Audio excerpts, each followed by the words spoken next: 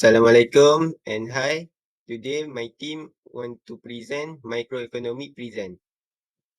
This is my team, Muhammad Zaklan, Muhammad Akmal Fakrullah, Muhammad Azim Shamsul Kamal, Nur Nazmi Aiman bin Razwan. This is content what we want to present. Define inflation. Inflation is defined as a persistent and sustained increase in the aggregate or average price level of goods and service in an economy. CPI, Consumer Price Index Malaysia, index with base 2010 equal to 100. In 2022, 120.1. In 2021, 123.1. In 2022, 127.2. The table above shows that CPI has increased to 120.1 in year 2020 and 107.2, 127.2 in year 2022 compared to the year 2010. For calculate inflation rate, where A equals CPI in previous year, for B equals CPI in current year. Inflation rate equal B minus A divide A times 100. Inflation rate for Malaysia from 2020 to 2022. Using the formula mentioned earlier, we can calculate the inflation rate for Malaysia from 2020 to 2022. Inflation rate 2020 minus 2022 equal 1 to 127.2 minus 120.1 divide 120.1 times 100 equal 5.9%. Therefore, the calculate inflation rate for Malaysia from 2020 to 2022 is 5.9%.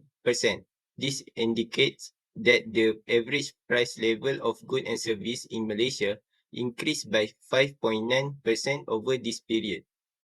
Controlling inflation, contractionary monetary policy.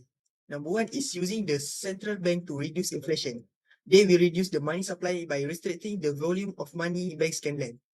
The bank charge a higher interest rate by limiting the amount of active money circulating in the economy.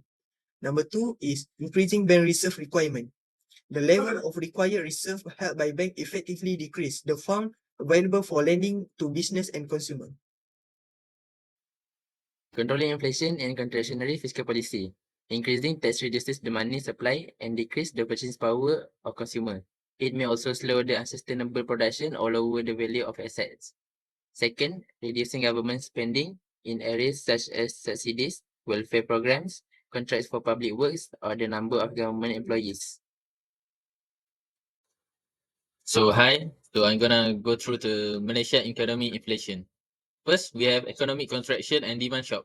During the pandemic, Malaysia experienced an economic contraction due to various factors, such as a lockdown measure, reduced consumer spending, disrupted supply chains, and decreased business activity.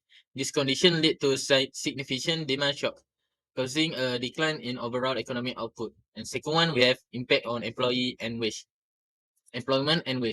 The pandemic resulted in job losses and reduced working hours across various sectors.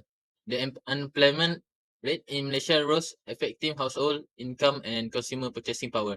Reduced wage and income instability can potentially impact the overall level of consumption and influence inflationary pressure. Number three, we have government stimulus measure. Government stimulus measure to mitigate the economic impact of the pandemic. The Malaysian government implemented several stimulus measures. These include financial assistance program, wage subsidies, and fiscal stimulus package aimed at supporting business and preserving employment. Such measures can help to stimulate demand and stabilize inflation to some extent. And last one, we have monetary policy and inflation management. To address the economic challenge posed by the pandemic, the Central Bank of Malaysia, Bank Negara Malaysia, implemented accommodative monetary policies, including interest rate cuts and liquidity injection.